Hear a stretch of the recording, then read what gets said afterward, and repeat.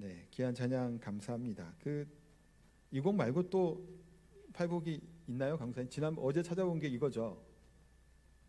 아닌가요? 네, 다음 주에 할 예정입니다. 제가 설교 찬양을 이걸 이제 마지막 할 때 요 곡하고 이제 팔곡을 마무리해야 되겠다 하고 제가 어제 이렇게 강사님이랑 얘기했던 건데 한 주 미리 해주셔서 더 감사합니다. 왜냐하면 평소에 우리가 안 불렀던 곡인데 또 이렇게 찬양대 통해서 한번 우리가 들으니까 다음 주 이제 설교 끝나는 찬양으로 요 곡 이제 해서 우리가 팔곡을 좀 정리 또 하면서 또 찬양했으면 좋겠다는 생각이 듭니다. 귀한 찬양 감사합니다. 우리 TV에서도 이렇게 교통사고 관련된 것들을 좀 보신 적 있으실 거예요. 또 블랙박스 뭐 이제 몇 대 몇도 있었고 요즘에 뭐 한분리 해갖고 또 이제 또 하더라고요. 한문철 TV라고 유튜브도 있습니다. 이게 좀 저도 이제 종종 보는데 거기에 보면 여러 가지 이제 사고가 나요.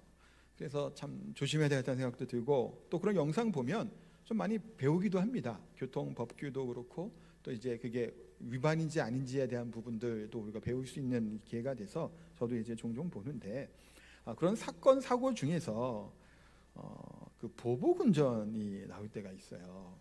이게 보복운전은 굉장히 처벌이 이게 강해요. 그래서 이제 그게 보복운전이냐 아니냐에 따라서 이제 뭐 처벌 수위가 다르던데 어떨 때 보복운전을 보통 하나요? 혹시 해본 적 있으신가요? 할 뻔한 적은 있으신 분은 혹시 있을지 모르겠어요. 네, 막 구글 해갖고 보통 끼어들기 할 때 그럴 때가 많이 있죠. 그러니까 차선이 줄어들고 막 할 때 이제 들어오려고 이제 깜빡 일으키고 들어오려고 하는데 여기 있는 차가 양보해주지 않고 그러면 그냥 그 다음 차 지나가고 가도 되는데 가려고 그러고 또 양보는 기어코 안 해주려고 그러고 막 그러다 보면 이게 어떻게 되나요? 감정이 상해져 버려요. 사실은 내가 이기냐 네가 이기냐 해보자라고 하는 심정이 되잖아요. 그러다 보면 양보를 못 받았어. 화가 확 치밀어 오르니까 그 영상에 보면 그래요. 앞으로 확 와갖고 브레이크를 확 밟아버리는 거 앞에서. 그걸 이제 보복운전이라고 하죠. 먼 일들 때문에 보복을 하는 행위를 굉장히 좀 사실은 좀 나쁜 일이죠. 왜냐하면 차라고 하는 게 위험하잖아요. 생명도 걸려 있고 그래서 처벌이 이제 강할 때가 보는데 이 분노가 일어나는 경우들이 이렇게 있습니다. 그냥 그 다음에 가도 되는데 기어코 이제 표현이 죄송해요. 대가리 들이밀어요. 그 어느 정도 들이밀었으면 좀 보내줘도 되는데 또 어떻게든지 안 벌키려고 부릉 이런 느낌이잖아요. 앞으로 조금씩 가면서 막 서로 막 악셀 밟아가면서 막 하니까 막 화가 막 그러니까 분노가 그래서 되는 거지. 이게 그래서 뭐가 나는 보복운전을 하는 거예요. 단순히 이제 들어와서 문제는 아닌 것 같아요. 그럼 화가 치밀어 오르니까 이걸 절제하지 못하니까 큰 뭐 싸움을 일으키는 경우도 있고 그 영상 보다 보면 막 어떤 건 막 뭐 도끼 같은 거 들고 막 내리는 사람도 있더라고요. 차에 그거 비치해 놓던 거 꺼내 갖고 막 달려들고 하여튼 운전하다 보면 하여튼 여러 가지 참 분노를 못해서 이제 감정을 못 조절해 갖고 그런 어려움을 겪는 것을 보게 됩니다. 이럴 때 뭔가의 좀 중재가 필요하죠. 그때 도로 위에서 중재자는 누굴까요? 여자친구일까요? 아니에요. 보니까 더 싸우더라고요. 그냥 지나갈만 한 거 옆에 여자친구 있으니까 더 승질 막 내고 또 와이프 있으니까 남자들이 더 승질 내더라고요. 센 척하려고. 그냥 아내가 아니에요. 여자가 아니라 경찰이에요. 경찰을 만나면 어지간하면 분노가 사그러들어요. 그렇죠? 분노 조절 장애라는 표현은 적합하지 않다 그러죠. 전에 TV에서 어떤 심리학자가 그랬나? 분노 조절 장애, 원고에는 없습니다만 분노 조절 장애라는 말이 장애인을 오히려 좀 이렇게 비하하는 의미일 수 있다는 얘기를 하더라고요. 왜냐하면 분노 조절 장애라 하면 상대방이 누구나 어떤 상황이든 간에 조절을 못해야 그것이 장애잖아요. 장애는 말 그대로 장애예요. 근데 대부분의 사람들은 장애가 아니에요. 지난번에 어떤 영상에서도 보니까 좋은 차 타고 해서 오픈카 차가 막 이렇게 승질 나갖고 막 조그만 레인가를 이렇게 막 그랬다가 앞에 딱 서서 확 쓴 거예요. 이게 범법 운전과 납법 운전을 한 거예요. 승질 나갖고 일어나라고 탕탕탕 두들겨 댔더니 뒤에 있는 경찰에 타고 있는 사람이 딱 내렸어요. 키가 190에 등치 좋은 사람이 딱 내리니까 이 앞에 벤치에 모였던 사람이 조용히 타고 도망가 버리더라고요. 그거 분노 조절 장애가 아니죠. 상대방에 따라 이게 조절이 되면 이건 장애가 아닌데 우리는 때로는 그런 표현을 써요. 분노 조절 장애다. 감정을 다스리지 못하고 상대방에 따라 그런 모습이 아닌가 하는 생각을 또 해보게 됩니다. 어쨌든 간에 누군가 중재하는 경찰이든 무슨 것들이 필요해요. 그래야 이게 이제 싸움이, 그 큰 싸움이 이렇게 멈추게 되는 것을 봅니다. 국가 간에도 그렇잖아요. 국가 간의 전쟁 때문에 생겼던 기관이라고 해야 될까요? 기구가 유엔 같은 경우들이죠. 중재하고 말리는 역할을 하게 돼야 돼요. 그게 아니면 끝까지 감정 싸움을 이어지다 보면 서로가 피폐해지죠. 피를 흘리고 정말 괴롭고 고통스러운 일을 겪게 돼요. 이걸 알아요. 그렇죠? 부부간에서 싸움을 하면 어떤가요? 싸움을 하면 싸움의 결과는 뭐예요? 이기고 지는 게 뭐가 있어요? 사실은 부부싸움 하면 둘 다 힘들어요. 알매도 불구하고 이게 뭐예요? 멈춰주지가 않잖아요. 끝까지 싸우고 고집을 부리는 것들을 보게 됩니다. 그래서 법원에서도 때로는 여러 가지 이런 판결을 내리기 전에 뭘 하죠? 조정할 수 있는 조정 기일을 정해주고 서로 좀 원만하게 합의할 수 있도록 이런 것들을 법원에서도 하기도 합니다. 근데 이 합의를 잘 못 이끌어낼 때가 더 많은 것 같아요. 끝까지 이렇게 평행선에 달려갑니다. 근데 예수님은 천국 백성의 그 특징, 또 천국 백성다운 사람은 어떤 사람이라고 또 오늘 얘기하시나요? 7번째죠. 화평하게 하는 자는 복이 있다라고 말씀해요. 우리는 이 땅에 보내심을 받은 자들이죠. 누군가 위해서 싸우고 다투고 이기고자 하나님이 우리를 보내신 것이 아니에요. 화평하기 위해서, 화해하기 위해서 그 역할과 사명을 우리에게 주셨다라는 겁니다. 그런데 싸움의 원인이라고 할까요? 이 세상은 어떤가요? 나라 간의 전쟁이든 개인 간의 싸움이든 간에 전쟁이 없으면 참 좋고 다툼이 없으면 좋을 텐데 우리 인간들이 완악합니다. 죄성이 가득하기 때문에 파괴하려고 하고 망가뜨리려고 하고 싸우려고 해요. 서로 이해관계가 차이가 있기 때문에 합의를 못하는 경우들이 또한 있죠. 또 어떤 경우는 교만하고 포악하고 그래서 상대방을 인정하지 않으려고 하는 현상이 있을 수도 있어요. 상대방을 인정하지 않고 존중해 주지 않으니까 이게 지금 싸움이 끊이지 않는 경우들이 있습니다. 그런데 이런 모든 마음과 우리 심리와 여러 가지 것들이 있겠지만 그 중에 가장 중요한 것은 뭐냐 하면 하나님을 인정하지 않기 때문이에요. 가장 중요한 것은 하나님과의 관계입니다. 인간의 최초의 살인이 어떤 누구로부터 비롯되었나요? 가인이죠. 가인과 아벨은 잘 아실 거예요. 아담의 아들들인데 두 사람 다 하나님께 제사를 드립니다. 그때 가인은 농사지은 곡식을 가지고 제사를 드렸는데 하나님이 이 가인의 제사를 받지 않으셨어요. 그리고 동생인 아벨은 어린 양을 드려서 제사를 드렸는데 하나님이 기뻐 받으신 거예요. 이걸 보고 가인은 어떤 마음을 품게 되나요? 안색이 변하죠. 분노를 갖게 됩니다. 그래서 동생을 죽여요. 그것도 쳐서 죽입니다. 인류 최초의 살인이 돈 때문이 아니었어요. 우발적으로 욱해서도 아니에요. 가인은 욱해서 죽인 거 아니에요. 계획적으로 죽인 거예요. 또 술에 취해서 심신미약이다고 보통 얘기하잖아요. 그런 것도 아니었다라는 거예요. 최초의 살인은 어찌 보면 하나님 앞에서 인정받지 못하는 아니면 상한 자존심을 동생이 나보다 낫다고 하는 그런 여러 가지 심리적으로 있었겠죠. 그런 걸로 말미암아 살인이 일어나게 됐던 겁니다. 인간이 죄인이라는 것을 알 수 있어요. 그래서 마음속에 분노와 미움이 있죠. 때로는 다른 사람이 나를 무시하거나 또 내가 요청하거나 뭔가를 이렇게 했던 것을 거절하거나 아니면 내 마음을 못 알아주는 거나 아니면 내 마음대로 그것을 하지 않을 때 이 분노의 감정이 점점 커져서 때로는 그것이 강력 범죄로 이어지는 경우들이 많다라는 거예요. 왜냐하면 계속 이 표현이 죄송합니다만 눈에 거슬리는 거예요. 좀 저리 사라져봤으면 좋겠는데 자꾸 이렇게 힘들게 하고 하니까 그런 일들 또한 사실은 이 땅 가운데 일어나죠.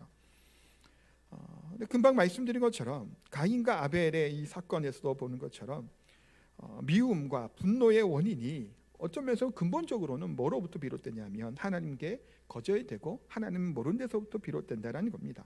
가인이 하나님께 제사를 드렸을 때 거절당했죠. 그러니까 가인 입장에서는 내 예배를, 내 제사를 안 받으신 하나님에 대한 부분들, 또 분노가 생기는 것들을 보게 된 겁니다. 그래서 우리가 이 화평케 하기 위해서는, 화목케 하기 위해서는 가장 중요한 것, 물론 뭐 이견을 좀 모으고 또 다른 의사와 것들을 좀 이렇게 잘 해갖고 이제 화합하는 것도 중요하겠지만, 가장 중요한 근본적인 원인은 하나님과 화해를 시키는 거예요. 하나님과 화해를 해야 된다는 겁니다. 분노가 어디서 오냐라는 거예요. 거절에서부터 오는 거죠. 누구로부터? 하나님으로부터 멀어져 있는 상태에서 오는 겁니다. 분노가 치밀어 오르고 미워하는 것, 이것은 다 뭐로부터 비롯되나요? 죄로부터예요. 가인 생각해 보세요. 아담과 하와가 타락한 이후에 이 분노의 마음들, 미움의 마음들은 다 어디서부터 오죠? 죄예요. 죄의 결과란 말이에요. 그러니까 이 죄의 결과, 이 원인을 해결하지 못하면 회복이 안 되는 겁니다.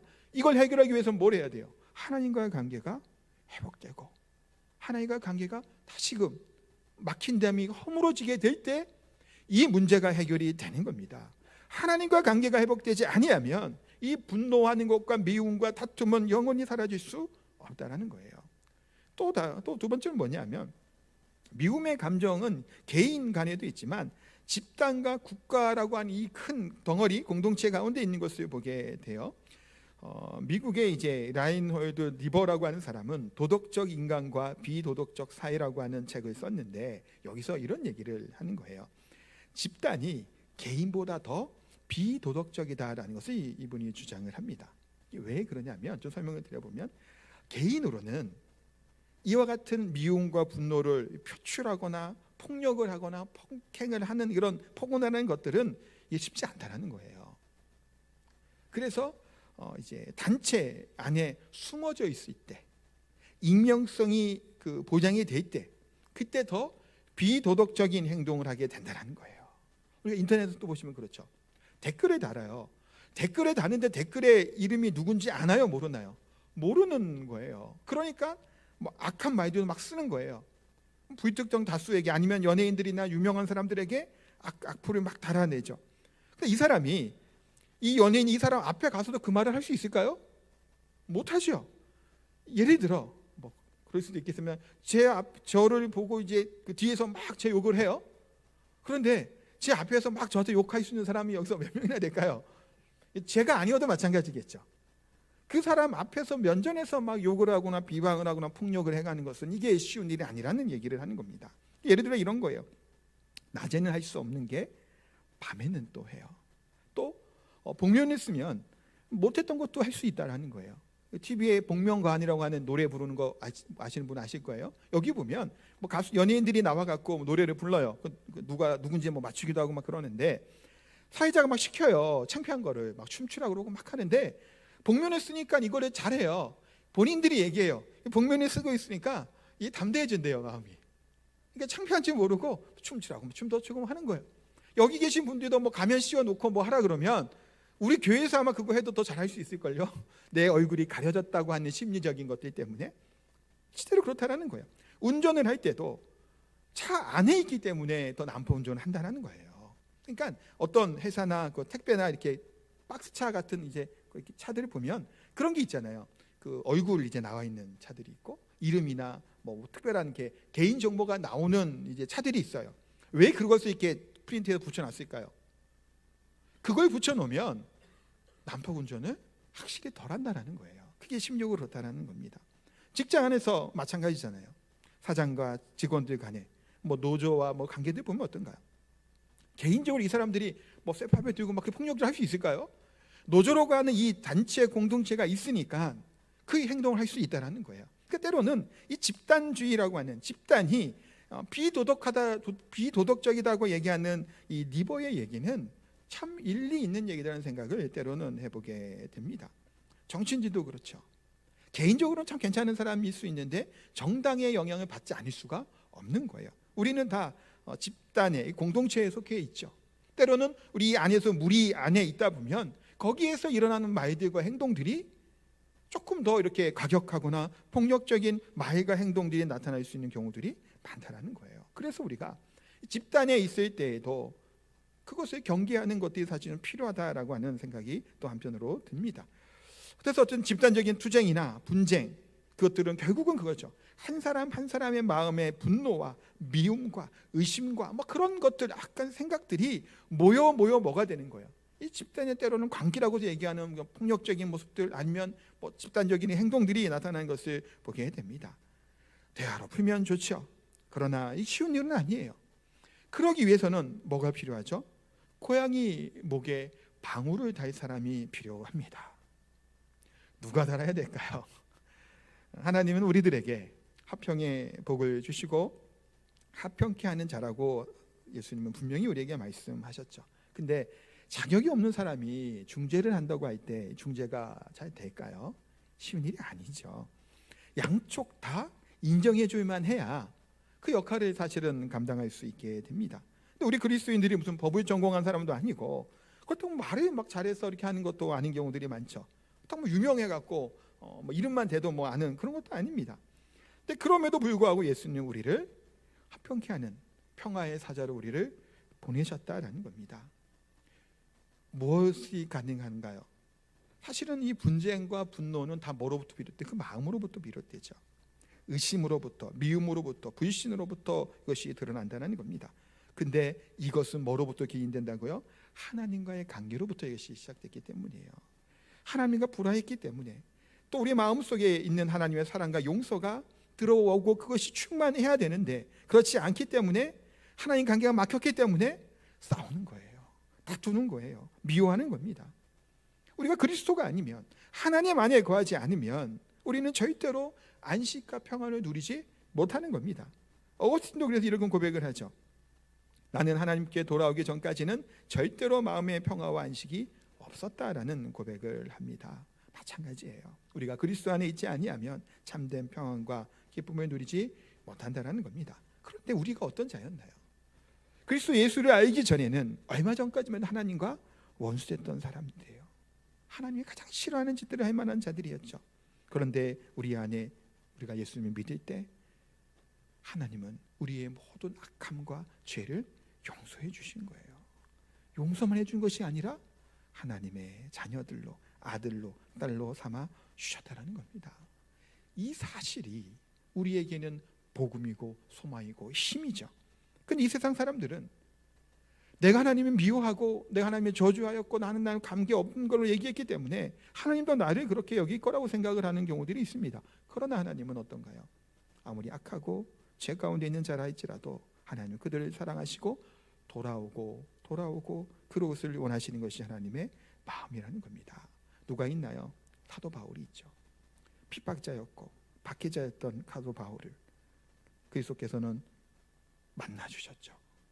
그에게 하나님의 사랑과 긍휼을 베풀어 주시고 가장 존귀한 자로 바꿔주신 거예요. 그리스도인들을 핍박하고 예수님의 부활을 부인했던, 부정했던 바울이었지만, 그런 바울을 하나님이 은혜해 주시고 사랑해 주셔서 나는 죄인 중에 괴수라고 하는 고백을 하며 하나님께 앞에 헌신하며 나아갈 수 있도록 하나님이 바울을 부르셨다는 겁니다. 그 은혜 가운데 살아가는 바울은 항상 은혜를 얘기할 수밖에 없는 것이고, 내가 연약한 죄인이라는 사실을 고백하지 않을 수가 없었던 겁니다. 하나님은 가장 몹쓸 사람도 바꾸어 가장 존귀한 사람으로 바꾸어 주실 분이 우리 하나님이신 줄 믿습니다. 하나님께서는 이미 그리스도 안에 있는 자의 모든 죄를 용서해 주셨죠. 그러기에 우리를 보내셨어요. 어디로 보냈을까요? 이리들한테 보냈다라는 거예요. 늑대들에게 보냈다라는 거예요. 근데 이게 참 요 의미가 되게 재밌더라고요, 표현들이. 그래서 이제 좀 말씀을 드리면, 양이 그 이리 늑대들 안에 있으면, 양이 있으면 그 늑대들이 양한테 어떻게 할까요? 가까이 오겠죠. 왜 올까요? 잡아먹으려고 오나요? 그것도 한 이유가 되겠고, 또 왜 올까요? 그냥 뭐 괴롭히려고 올 수도 있어요. 뭐 여러 가지 방법으로 올 겁니다. 그런데 늑대들에게 양은 만만하죠. 어쩌면 편해요. 근데 만약에 호랑이나 사자면 얘네들은 도망갑니다. 더 사납기 때문이에요. 더 강하기 때문이에요. 그런데 이리들, 늑대들은 양에게 온다라는 거예요. 그러면 우리를 어디 가운데, 이리들 가운데, 늑대들 가운데 우리를 보내셨잖아요. 그러면 우리는 그들에게 뭘 얘기를 하나요? 하나님께서는 이 같은 여러분들을 사랑하신다고 얘기를 할 겁니다. 그런데 그들은 믿지 못하겠죠. 그러나 놀라운 것은 뭐예요? 이리와 늑대와 같은 우리 인간을 하나님이 양과 같이 변화시킨다라는 거예요. 근데 양은 뭐 하는 자죠? 이리에게 해코지를 못하는 자들이에요. 그러니까 이리들이나 늑대들이 다가오는 거예요. 자신을 위협하지 않기 때문이죠. 그리고 또한 예수님이 우리를 서로 발을 씻어주라고 말씀하셨죠. 겸손한 모습으로 종으로 우리를 보내셨어요. 이것도 조금 생각을 좀 전환해 보니까 이런 것들을 생각해 볼 수 있어요. 보통 발을 씻겨주는 사람은 누가 발을 씻겨주죠? 당시에는 뭐 종들이 가장 천한 종이 그렇다고는 하지만 지금 우리 상황에서 누가 발을 씻겨주나요? 엄마가 씻겨주죠. 아빠가 씻겨줘요. 누구를? 애기들을. 애들이 좀 크면 안 씻겨주죠. 지가 할 수 있어요. 또 누가 누구를 씻겨주나요? 간병인들이 우리 어르신들 좀 치매나 좀 어린 분들을 뭐 해줘요? 씻겨줍니다. 발을 씻겨주고요. 왜 씻겨주죠? 스스로 못 씻기 때문이에요. 우리를 하나님께서 이와 같은 겸손의 종으로 보내셔서 이 세상으로 하여금 뭐하게 만드시는 거예요. 그 발을 씻겨주도록 우리를 부르셨다라는 거예요. 왜 그렇게 부르셨죠? 이들은 스스로의 힘으로 발을 못 씻기 때문이에요. 그 얘기는 스스로의 힘과 능력으로 하나님은 알지 못하기 때문이에요. 스스로의 힘으로 이 죄의 문제를 해결하지 못하는 거예요. 깨끗게 못하기 때문에 우리를 뭐하러 보내신 거예요? 그들의 발을 씻겨주며 그들에게 뭘 말씀하기를 원하시는 거죠? 하나님이 당신을 사랑한다라고 하는 얘기를 우리를 통해 전하기를 하나님이 원하신다라는 겁니다. 그것이 한편으로는 발을 씻기는 행위일 수 있겠고, 이리 가운데 양과 같은 우리의 모습을 보내셔서 그들에게 난폭하거나 그들에게 그와 같은 위협을 주는 자의 모습으로 우리가 세운 것이 아니라 온유한 모습으로, 겸손한 모습으로 그들을 섬기기 위해 우리를 보내셨다는 겁니다. 되게 중요한 부분이죠. 또 하나 우리가 중요하게 생각할 것이 이게 뭐냐면, 우리의 삶 가운데 분쟁과 다툼이 있잖아요. 근데 그런 것들, 다툼뿐만이 아니라 그 뒤에 이 영적인 세계가 있다는 것을 우리가 기억해야 돼요. 우리가 살아가는 이 세상이 그냥 살아가는 것 같잖아요. 사람들만 부대끼고. 그러나 그 뒤에는 악한 세력들, 마귀와 사탄이 있다는 거예요. 우리의 마음을 모아줘 충동시켜야 하는 것이 마귀가 하는 일이에요. 우리의 가운데 불신을 갖게 합니다. 그래서 의심할 수 있죠. 근데 사탄은 그 의심을 증폭시켜서 확신을 갖게 해서 그런 것처럼 여기게 만들어요. 때로는 그 사실관계를 확인도 하지 않고 그런 사람으로 낙인을 찍어버리고 판단해버리는 그런 모습을 볼 때가 많죠. 또 어떤 마음을 마귀가 주나요? 미움의 마음을 줘요. 그 미움을 증폭시킬 때는 어떤가요? 꼴도 보기 싫은 거예요. 그냥 내 눈앞에 사라졌으면 좋겠는 거예요. 그래서 악한 생각이 막 뒷때는 뭐 어떤 생각까지 나갈 수 있어요. 뭐 저 사람 무슨 사고 안 나나 막 그런 뭐 악한 생각까지도 하게 되는 거예요. 그게 누가 주는 마음이에요? 마귀가 주는 마음이에요. 또 사탄은 우리 마음 가운데 불안을 증폭시켜주죠. 그래서 불안함과 걱정과 염려가 점점 커지면 뭐 하는 거예요? 도저히 못 살아간다라는 거예요. 그러다 보니까 극단적인 선택을 하든가 그런 일들이 일어나는 것을 보게 됩니다. 이 마음들은 다 누구로부터 비롯되는 건가요? 죄인 것이고 마귀의 생각이죠. 하나님이 불안과 미움과 불신들 그걸 주시나요? 아니죠. 성령이 주시는 마음은 그것이 아니에요. 희락과 화평이죠. 사랑이에요. 우리에게 악한 마음들, 불신과 미움과 다툼과 그리고 증오하는 마음들, 불안한 그런 모든 것들은 다 마귀들이 우리에게 주는 마음인 것이고 우리 악의 본성에 따라 나타나는 현상들이죠. 그것들을 제하여 버릴 수 있어야 되는 거예요. 그래서 우리는 할 수만 있다면 무조건 사람들을 믿을 수 있는 마음을 가져야 되는 거예요. 근데 못 믿겠잖아요. 그렇죠? 이거 쉬운 일이 아니에요. 솔직히 이제 설교를 하면서도 이게 쉬운 일이 아니에요. 이 딱 보니까 분명히 그런 것 같단 말이에요. 이렇게 말하는 것 같고 이렇게 생각할 것 같고 또 어떤 경우는 막 뒤통수에 칠 것 같단 말이에요. 또 미루어 경험을 해보니까 그랬던 전력이 또 있어. 그러면 어떻게 믿어요 그거를? 네, 그러나 그럼에도 불구하고 믿을 수 있는 마음을 가져야 되는 거예요. 원수처럼 여겨서는 안 된다라는 겁니다. 미워하는 마음들, 불신하는 마음들, 불안한 마음들, 이런 다툼 모든 것들은 누구로부터 비롯됐다고요? 마귀로부터 비롯된 거예요. 그렇기 때문에 정말 쉽지 않을 수 있죠. 그러나 우리가 다투고 싸우고 분쟁하면 누구의 하수인 역할을 하는 거죠? 마귀의 하수인 역할을 하는 거예요. 하나님이 그것을 원치 않으십니다. 결코 그것을 원치 않으시는 거예요. 근데 우리는 우리의 육신의 죄악으로 또 마귀의 유혹으로 속아서 또 우리의 마음의 분노가 또 마음의 감정을 조절하지 못해서 악한 마귀의 하수인 역할을 할 때가 너무나 많다는 것을 보게 됩니다. 그러기에 이때 우리는 마귀에게 속지 않으려면 자기의 의심을 믿지 않고 분노를 믿지 않고 불안을 믿지 아니하는 마음을 가질 수 있어야 될 줄 믿습니다.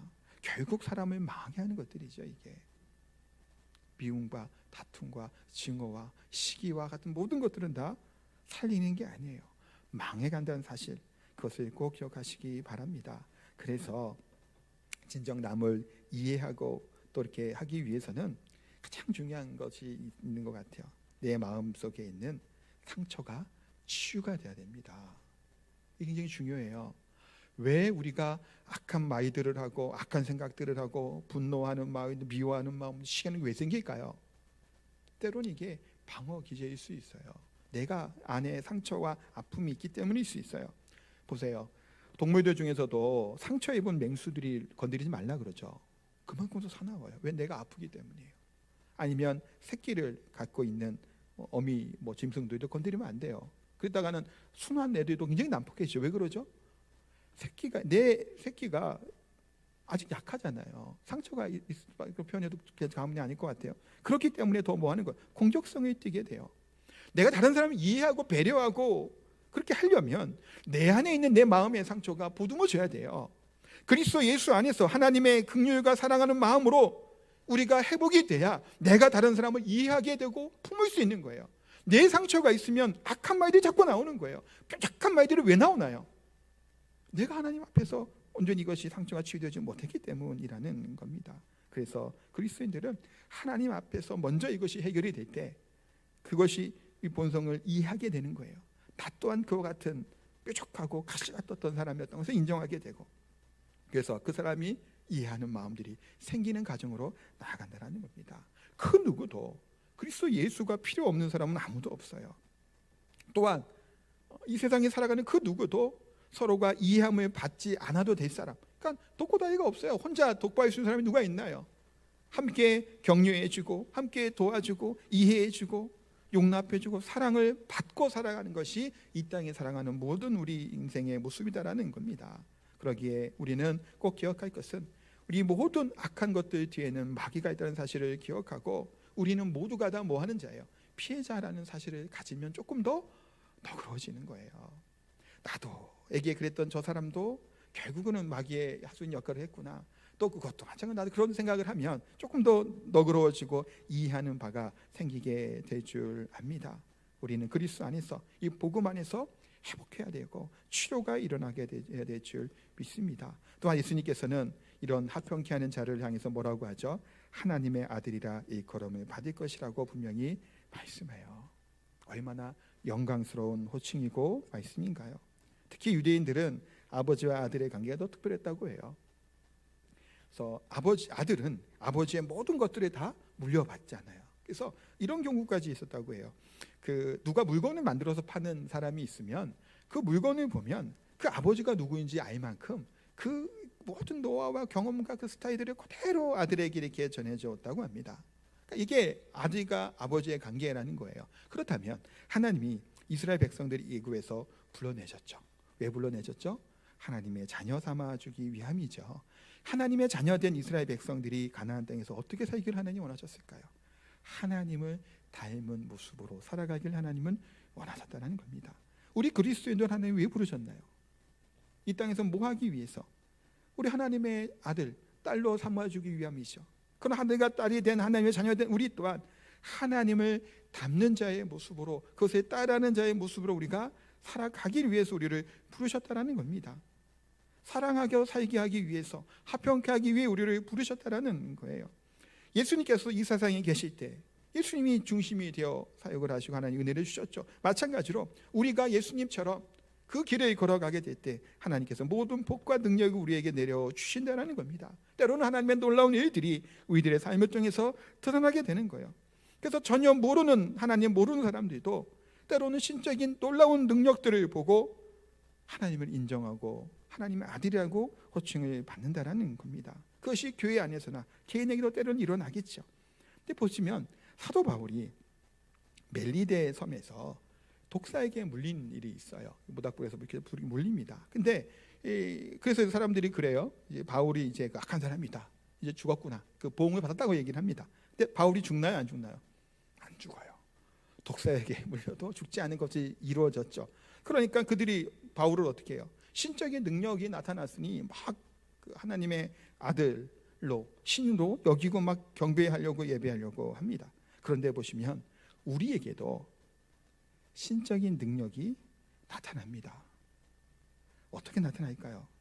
그게 언제 이것이 나타나는 걸까요? 다른 영혼을 살리고 그 세상과 하나님을 화해시키게 될 때, 그러니까 합평케 하게 될 때 주위의 사람들은 우리를 통해서 하나님의 능력의 나타남을 보게 되는 겁니다. 우리가 특별한 이적을 발휘하기 때문이 아니에요. 필요하면 그것도 있을 수 있겠지만 우리가 합평의 사자가 되어서 그렇지 못할 만한 상황 가운데서도 그 가운데 평화를 유지하고 그들을 용서하고 받아들인 것들이 있다면 그것들을 통해서 하나님의 아들이라고 하는 그것의 고백을 받게 된다는 거예요. 로마서 12장 18절 처음 성경이죠. 한번 읽겠습니다. 띄워주세요. 성경. 네, 같이 읽겠습니다. 할 수 있거든 너희로서는 모든 사람과 더불어 화목하라. 아멘. 뭐라고요? 할 수 있거든 너희로서는 누구와? 모든 사람과 더불어 화목하라는 거예요. 이 누구에게 얘기하는 건가요? 옆에 친한 사람 얘기하는 게만 하는 게 아니죠. 혹시 내 마음에 들지 않아도 나에게 무슨 돌을 던지기가 힘들게 할지라도 나를 힘들게 하는 사람이라고 할지라도 우리의 가정을 어렵게 하는 사람이라고 할지라도 생각만 해도 꼴보기 싫은 사람이라고 할지라도 뭐라는 거예요? 뭐라고 하죠? 더불어 화목하라는 겁니다. 이것이 누구의 뜻이에요? 하나님의 뜻이고 하나님이 기뻐하는 것이라는 겁니다. 이렇게 살아가게 될 때 진정한 복음의 승리자로 능력으로 나타나는 하나님의 아들이라 일컬음을 받는 그런 화평의 사자로 살아가게 될 줄 믿습니다. 우리 사랑하는 성도님들, 우리는 또한 부족하고 약하죠. 그러나 우리는 약하지만 예수 그리스도 안에서 강함이 드러나는 것이고, 우리는 부족하고 양 같은 존재이지만 그러기에 또한 우리에게 다가오는 거예요. 말을 많이 해서가 아니죠. 말 많이 한 사람과 얘기하는 거 피곤한 일이에요. 때로는 들어주는 사람, 공감해주는 사람, 이해해주는 사람, 그에게 사람들이 붙는다라는 거예요. 자기 얘기를 하는 사람이 하기보다는 들어주는 사람에게 사람이 편안하죠. 그런 우리가 화평한 자가 되어서 그들에게 참된 화평의 비밀 예수 그리스도를 하나님의 복음 가운데 만나게 되고 그들에게 전할 수 있는 자가 된다면 하나님의 아들로 우리가 인정받아지고 하나님이 우리 또한 기뻐 받으실 줄 믿습니다. 그런 믿음으로 살아가는 저우리 성도님 다 되시기를 예수님의 이름으로 축복하고 기도합니다. 우리 찬양하겠습니다. 우리 약할 때 강함 대신에 우리는 약하지만 우리 십자가와 보혈로 우리가 강한 자가 될 줄 믿습니다. 함께 찬양하겠습니다.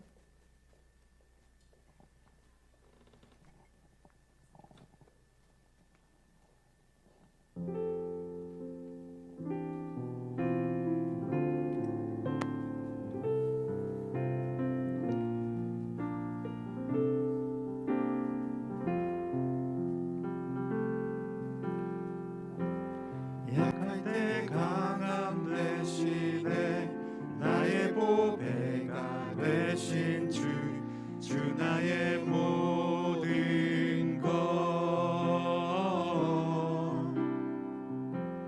주 안에 있는 보물을 나는 포기할 수 없네. 주 나의 모든 것 십자가 죄 사하셨네. 십자가 죄 사하셨네. 주님의 이름 찬양해. 주 나의 모든 것 쓰러진 나를 세우고 나의 빈잔을 채우네. 주 나의 모든 것 예수 어린 양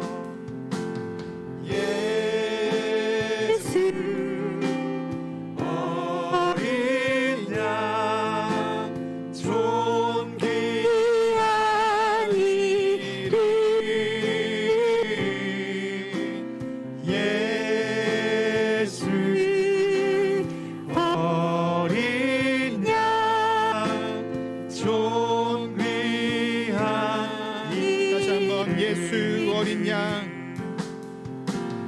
예수 어린 양 존귀한 이름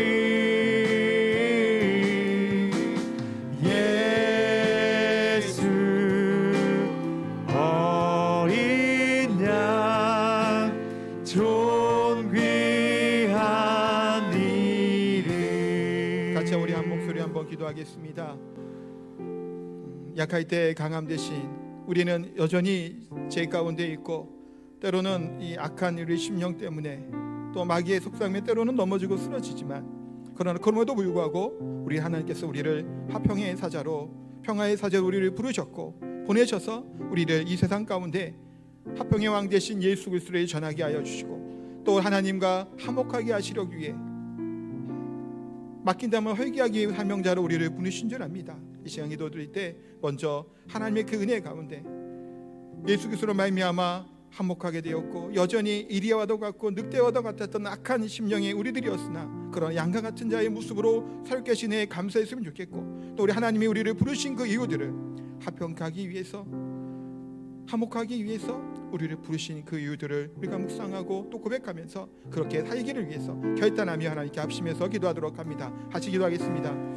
하나님 이 시간 기도하며 나아갑니다. 약한 저희로부터 하나님이 가게 하여 주시고 또 예수 그리스도 안에서 정말 변하지 못한 또 부족하고 죄 가운데 서는 우리들을 하나님 긍휼히 베풀어 주시고 사랑해 주셔서 하나님의 아들이 되게 하여 주시고 또한 그걸로 그치는 것이 아니라 화평케 하는 자의 사명으로 사명자 우리를 부르셨는 줄 압니다. 하나님 그네에 감사를 드립니다. 예수 그리스도의 화평의 왕 되시고 사명 되시고 예수님의 복음을 증언한 자들 되게 하여 주시고 오직 하나님과 할 수 있는 그 방법 복음밖에 없음을 우리가 고백하며 우리의 삶을 통해서 화목하게 하는 하나님의 은혜들이 나타나게 하여 주시고 화평케 하는 하나님의 은혜를 검에 드러나게 하여 주옵소서. 시기와 다툼과 악한 생각들은 마귀의 생각인 줄 아오니 성령의 일들을 행하게 하여 주시고 성령의 일들을 말하게 하여 주시고 은혜의 말씀을 쓸 수 있는 저희들의 삶이 다 될 수 있도록 하나님 내 것이 함께 하여 주옵소서. 주여 하나님 존귀하신 하나님을 찬양합니다. 역사하시고 함께 하여 주시고